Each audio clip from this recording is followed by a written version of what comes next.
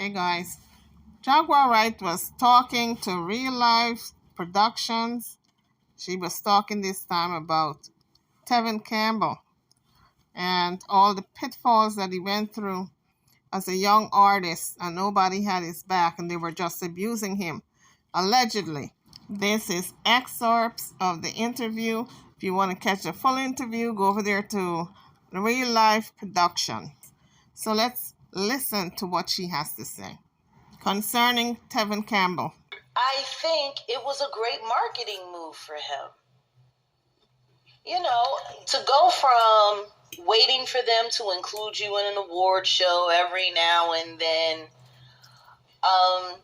they treated him, this business has treated Tavin Campbell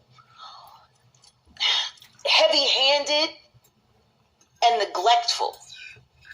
You know, it's like the way they've shunned him, the way they've treated him throughout the years was absolutely terrible. So for me, even saying that in that interview, it wasn't me blowing up his spot. I'm literally sitting here advocating for this nigga.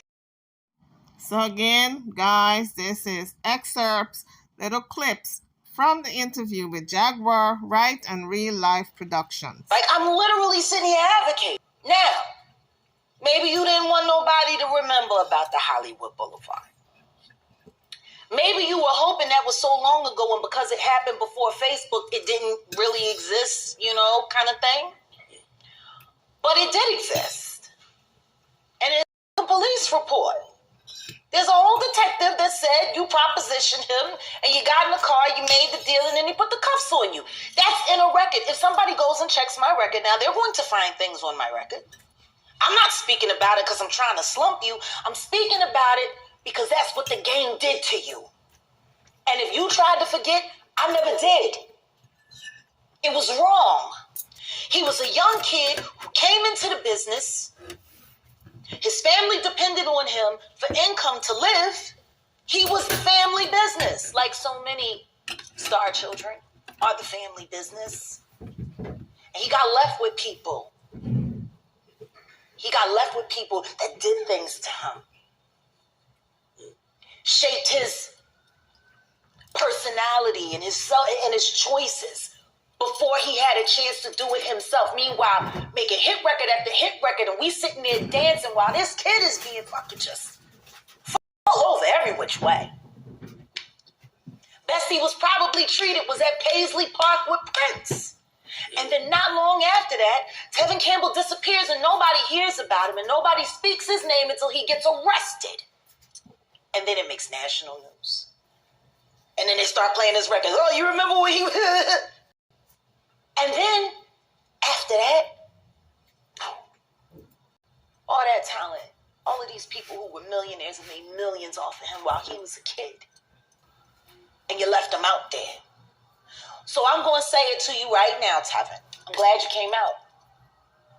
However it happened, I wasn't trying to put you out on Front Street.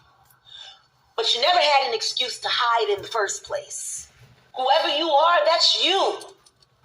And you should have the right to be you, to not have to lie about you or defend you. And I pray to God that you do whatever you got to do to get everything they owe you, because they owe you, nigga. They owe you big.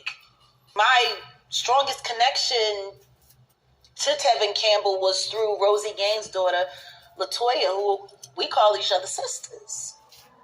You know, and her and Tavin were always together at Paisley Park. I bumped into Tavin at events and stuff like that, would see him from time to time, but we didn't have a friendship. It just killed me, though, because I knew everything that was happening to him because he was with LaToya, and LaToya knew everything. And I would just sit there like, oh, man, I hope he wins, I hope he wins, I hope he wins. And then he disappeared, and then people just stopped talking about him. You know, it's funny. He couldn't have come out, but the thing is, they were still busy trying to push a narrative. They were trying to push a narrative, like trying to make him appear. I mean, but they did it to all the guys. They did it to all the guys that were gay. You know, so it's just like, it's super unfair because you are who you are, but you have to pretend not to be who you are. But then the same executives that are telling you make sure the girls fall in love with you are the ones sitting there diddling you. You can't be gay in public, but please be gay with me. I know Tevin, but we're not friends. Him and LaToya were friends. How does a boy with a voice like that had the records that he had that could have easily transformed into one of the greatest male vocals of all time, end up prostituting himself for drugs and change on Hollywood Boulevard? How does that happen with a gift like his? So I pull up the archives on Google. It was November the 10th, 1999 at 8:15 a.m. that R&B singer Tavin Campbell was ordered to attend Narcotics Anonymous meeting and an AIDS awareness class after pleading no contest to soliciting a lewd act from an undercover policeman. And this was according to the Associated Press. Campbell, who was 22 at the time, was fined the amount of $1,080 for the misdemeanor conviction stemming from his July 8th arrest. He was arrested outside an elementary school in Los Angeles back in 1999.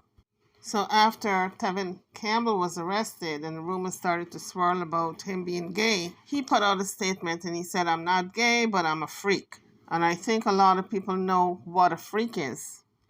He also denied that Quincy Jones had ever molested him. Now, currently, back in August of 2022, August 18th of 2022, he came out to People Everyday podcast where he revealed that indeed he is gay. He also told Vulture that he is gay. Now, we don't know how long he's had this awareness, if he was a gay teenager or not, or if he was straight as a teenager and something happened along the way, but he didn't go into any detail in the articles I've been reading.